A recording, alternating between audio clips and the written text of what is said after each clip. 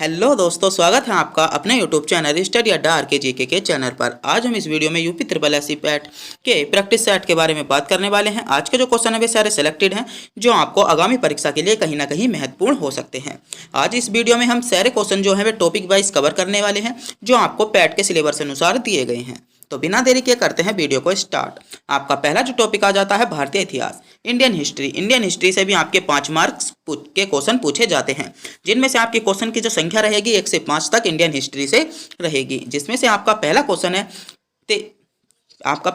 है 326 बीसी में सिकंदर और राजा पोरस के बीच युद्ध किस नदी के किनारे पर लड़ा गया था। जो 326 में सिकंदर और पोरस के युद्ध हुआ था वह किस नदी के किनारे लड़ा गया था।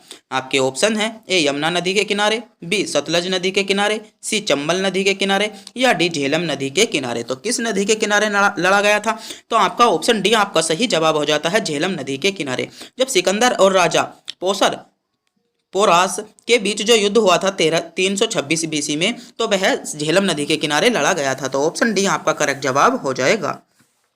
आपका अगला क्वेश्चन है 5वीं सदी ईसा पूर्व में लिखा गया क्या पालनी केनन किस धर्म का मूल ग्रंथ था। तो किस धर्म का मूल ग्रंथ था। आपके ऑप्शन है ए ताओ धर्म का, बी पारसी धर्म का, सी जैन धर्म का या डी बौद्ध धर्म का। तो क्वेश्चन नंबर 2 आपका एग्जाम की दृष्टि से महत्वपूर्ण क्वेश्चन है। तो किस धर्म का ग्रंथ था, तो ऑप्शन डी आपका करेक्ट जवाब हो जाएगा, बौद्ध धर्म से संबंधित था। आपका अगला क्वेश्चन है दक्षिण भारत वंश विजयनगर साम्राज्य किस राजा द्वारा स्थापित किया गया था। आपके ऑप्शन है ए नंदीवर्धन द्वारा, सी हरिहर द्वारा या बिंदुसार द्वारा या दंतित दुर्ग द्वारा। तो किसके द्वारा करा गया था, तो हरिहर द्वारा कराया गया था, क्या स्थापित किया गया था। तो ऑप्शन बी आपका करेक्ट जवाब हो जाता है।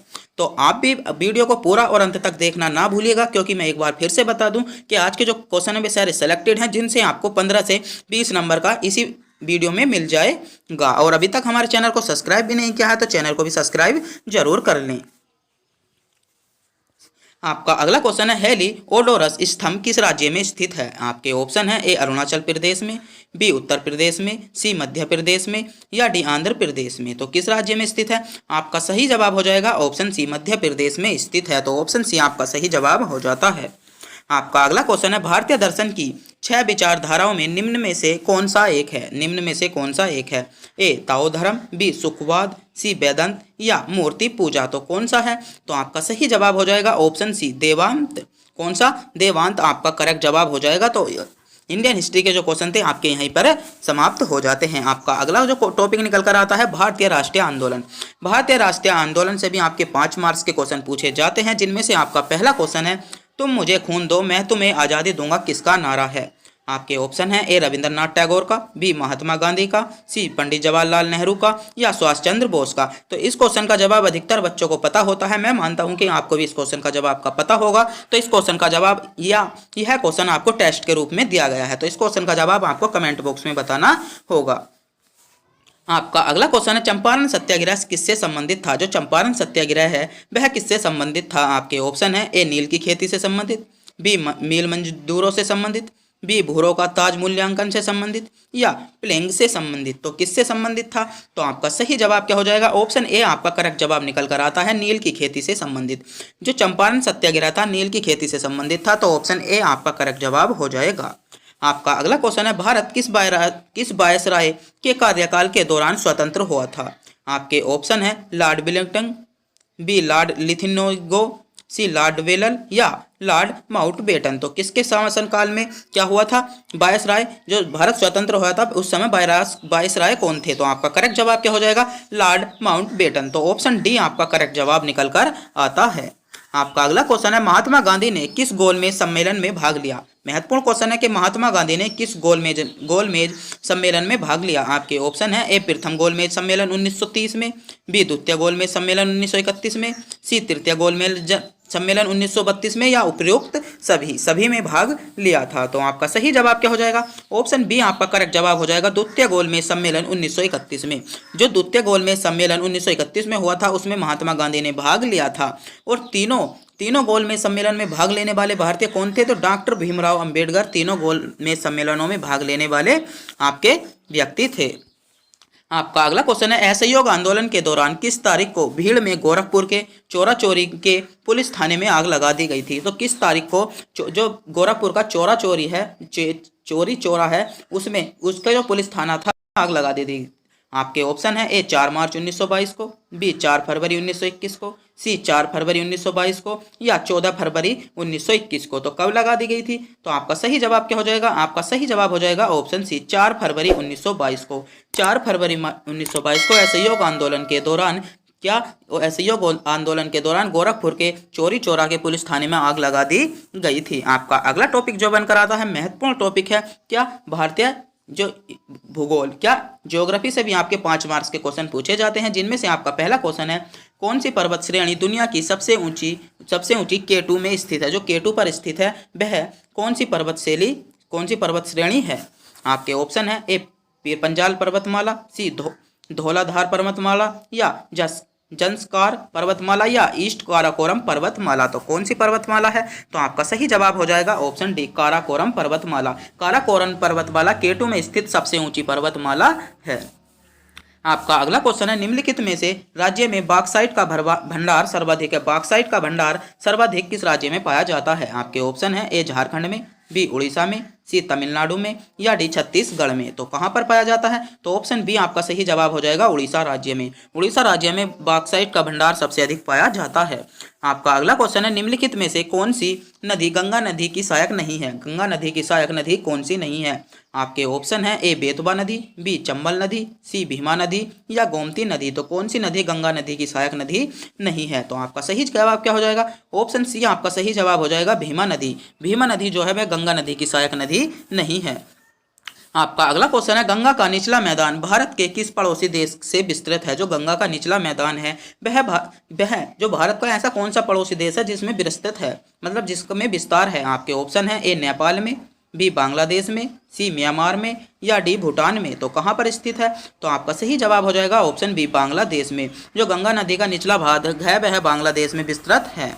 आपका अगला क्वेश्चन है, किन ग्रहों की कक्षाओं के मध्य क्षुद्र ग्रहों की बेल्ट है? आपके ऑप्शन है ए बृहस्पति और शनि के, बी यूरेनस और बृहस्पति के, सी शनि और यूरेनस के, या मंगल ग्रह और बृहस्पति ग्रह के। तो आपका सही जवाब क्या हो जाएगा? ऑप्शन डी आपका करेक्ट जवाब आ जाता है, मंगल ग्रह और बृहस्पति ग्रह के बीच कक्षाओं के मध्य क्षुद्र ग्रहों के बेल्ट्स हैं। आपका अगला जो टॉपिक बनकर आता है भारतीय अर्थव्यवस्था, इंडियन इकोनॉमी। इंडियन इकोनॉमी आपका महत्वपूर्ण टॉपिक हो जाता है, जिससे आपके 5 मार्क्स के क्वेश्चन पूछे जाते हैं, और जो क्वेश्चनों की संख्या रहेगी आपकी 16 से 20 तक। 16 से 20 तक आपके भारतीय ज्योग्राफी या भारतीय इकोनॉमी या इंडियन इकोनॉमी से रहेगी। आपका पहला क्वेश्चन है, यदि मैट्रिक नीति व्यापार दरों के प्रावधान और धन की आपूर्ति से संबंधित है तो राजकोषीय नीति किससे संबंधित है? तो राजकोषीय नीति किससे संबंधित है? आपके ऑप्शन है ए बैंकिंग से, बी कराधान और सरकारी खर्च से, सी विदेशी व्यापार से, या आयात और निर्यात से। तो राजकोषीय नीति किससे संबंधित है? तो आपका सही जवाब हो जाएगा ऑप्शन बी कराधान और सरकारी खर्चों से। क्या है? कराधान और सरकारी खर्चों से राज्य नीति संबंधित है। आपका अगला क्वेश्चन है, भारत में सूक्ष्म भूमि और कृषि मुख्य से रूप से आपके यहाँ पर बताना है से कम वर्षा वाले क्षेत्रों में सीमित है। कम वर्षा वाले क्षेत्रों में सीमित है। आपके ऑप्शन है ए 50 सेमी से, बी 75 सेमी से, सी 100 सेमी, या डी 50 सेमी। तो आपका सही जवाब क्या हो जाएगा? आपका करेक्ट जवाब हो जाएगा ऑप्शन बी 75 सेमी से। आपका अगला क्वेश्चन है क्वेश्चन नंबर 18, जब प्राकृतिक संसाधनों का दौरान किसी माल का उत्पादन किया जाता है तो वह किस क्षेत्र की गतिविधि के अंतर आता है? आपके ऑप्शन है ए सेवा क्षेत्र के अंदर, बी द्वितीय क्षेत्र के अंदर, सी तृतीय क्षेत्र के अंदर, या डी प्राथमिक क्षेत्र के अंदर। तो किस क्षेत्र के अंदर आता है? तो आपका करेक्ट जवाब हो जाएगा ऑप्शन डी आपका सही जवाब हो जाएगा, प्राथमिक क्षेत्र के अंदर आता है। आपका अगला क्वेश्चन है, गुड्स एंड सर्विस टैक्स या वस्तु का सेवा कर जो जीएसटी भारत में कब से लागू किया गया? जीएसटी भारत में कब से लागू किया गया था? आपके ऑप्शन है ए 1 जुलाई 2018 से, बी 1 जुलाई 2017 से, सी 1 अप्रैल 2018 से, या 1 अप्रैल 2018 से। तो कब से लागू किया गया था? तो आपका सही जवाब क्या हो जाएगा? आपका करेक्ट जवाब हो जाएगा ऑप्शन बी आपका सही जवाब हो जाएगा, 1 जुलाई 2017 को जीएसटी लागू किया गया था। आपका अगला क्वेश्चन है, भारत की वित्तीय राजधानी क्या है? भारत की वित्तीय राजधानी क्या है? आपके ऑप्शन है ए कोलकाता, बी दिल्ली, सी मुंबई, या डी चेन्नई। तो भारत की जो वित्तीय राजधानी है वह क्या है? तो आपका करेक्ट जवाब क्या हो जाएगा? ऑप्शन सी आपका करेक्ट जवाब हो जाएगा मुंबई। भारत की वित्तीय राजधानी मुंबई है। आपका अगला जो टॉपिक आ जाता है भारतीय संविधान या लोक प्रशासन से भी आपके 5 मार्क्स के क्वेश्चन पूछे जाते हैं, जिनमें से आपका पहला क्वेश्चन है भारत द्वारा सरकार की संसदीय प्रणाली किस राष्ट्र के संविधान के आधार से अपनाई गई?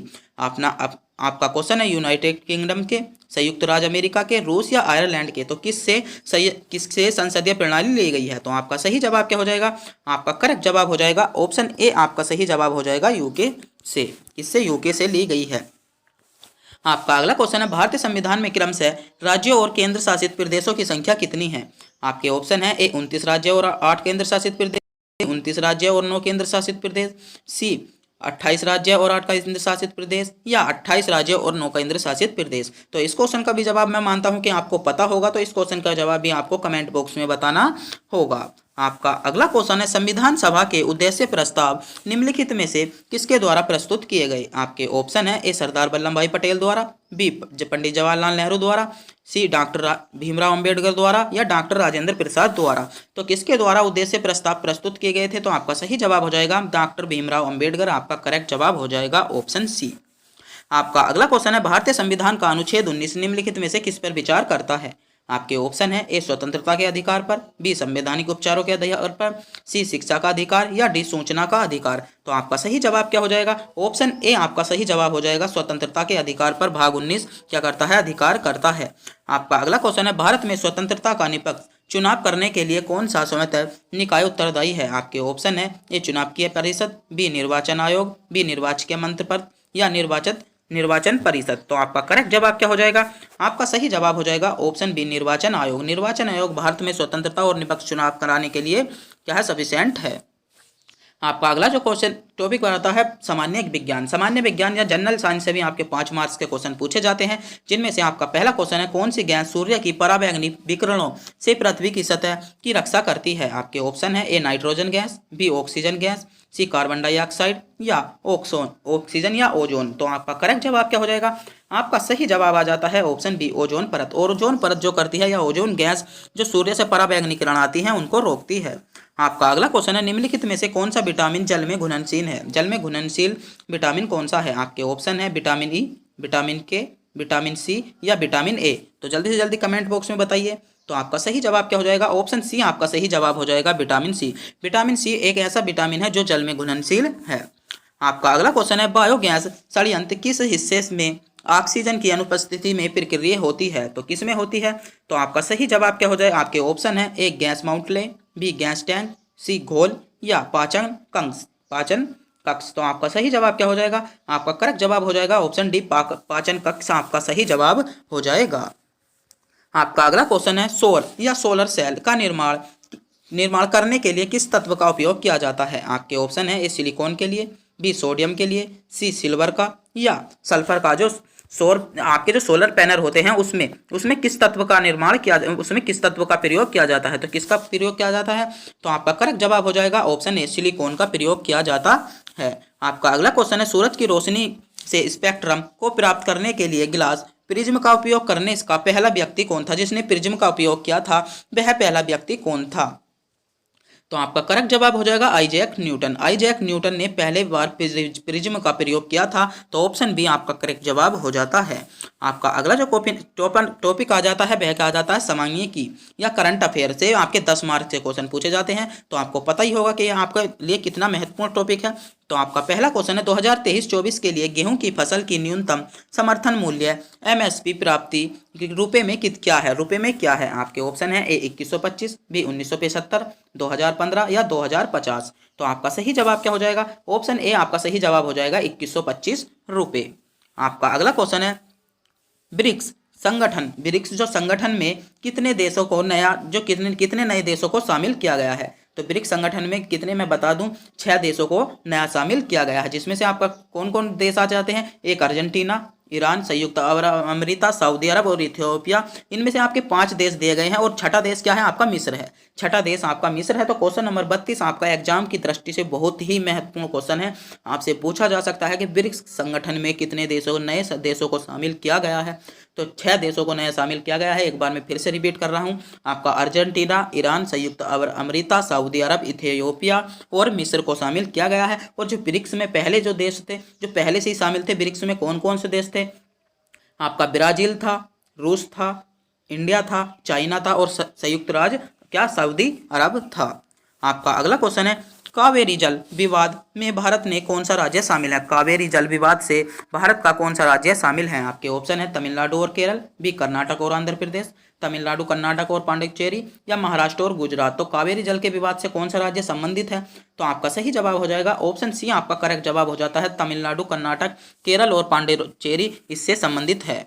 आपका अगला क्वेश्चन है, रेलवे बोर्ड की पहली महिला सीईओ और अध्यक्ष के रूप में किसे नियुक्त किया गया है? तो किसे नियुक्त किया गया है? तो आपका सही जवाब क्या हो जाएगा? आपका करेक्ट जवाब हो जाता है ऑप्शन डी, जय वर्मा सिन्हा को। जय वर्मा सिन्हा को रेलवे बोर्ड की पहली महिला सीईओ के रूप में नियुक्त किया गया है। आपका अगला क्वेश्चन है, भारत बायोटेक द्वारा विकसित भारत का स्वदेशी जी कौन सा कोविड-19 वैक्सीन कौन सी है? कोविड-19 वैक्सीन कौन सी है? तो आपका सही जवाब क्या हो जाएगा? कोवैक्सीन। क्या कोवैक्सीन क्या है? कोवैक्सीन आपका सही जवाब हो जाएगा। आपका अगला क्वेश्चन है, भारत में वर्ष में परिवार नियोजन के लिए राष्ट्रीय कार्यक्रम आरंभ किया कब किया गया था? आपके ऑप्शन है ए 1963 में, बी 1958 में, सी 1949 में या 1952 में। तो आपका सही जवाब क्या आ जाता है? आपका ऑप्शन डी आपका करेक्ट जवाब हो जाता है, किसमें? 1952 आपका सही जवाब हो जाएगा। आपका अगला क्वेश्चन है, 2011 की जनगणना के अनुसार निम्नलिखित में से कौन सा राज्य की साक्षरता सबसे कम है? आपके ऑप्शन है ए राजस्थान की, बी मध्य प्रदेश की, सी बिहार की या मिजोरम की। तो किस राज्य की साक्षरता जो है वह सबसे कम है? तो किस राज्य की साक्षरता सबसे कम है? तो आपका सही जवाब हो जाएगा ऑप्शन सी, आपका करेक्ट जवाब हो जाता है बिहार की। जो 2011 के अनुसार बिहार की साक्षरता सबसे कम है। आपका अगला क्वेश्चन है, मध्य प्रदेश में उद्घाटन किए गए देश के पहले सौर शहर का क्या नाम है? देश के पहले सौर शहर का नाम क्या है? तो क्या है? ऑप्शन डी आपका सही जवाब हो जाएगा सांची सोलर सिटीज। क्या है? सांची सोलर सिटी देश का पहला क्या है? सौर सेल है। आपका अगला क्वेश्चन है, अमृत योजना का पूरा नाम क्या है? क्वेश्चन नंबर 39 अब तक का सबसे महत्वपूर्ण क्वेश्चन है और एग्जाम की दृष्टि से भी बहुत महत्वपूर्ण क्वेश्चन होने वाला है कि अमृत योजना का पूरा नाम क्या है? तो अमृत योजना का पूरा नाम क्या है? अटल नवीनीकरण और शहरी परिवर्तन मिशन। तो ऑप्शन ए आपका करेक्ट जवाब हो जाएगा। आपका अगला क्वेश्चन है, विश्व की सबसे ऊंची नटराज प्रतिमा किस स्थान पर स्थापित की जाएगी? आपके ऑप्शन है भारत मंडप नई दिल्ली में, शिवमलाई तमिलनाडु में, या तजाबू जिला तमिलनाडु में, या मुंबई मद्रास महाराष्ट्र में। तो कहां पर की जाएगी?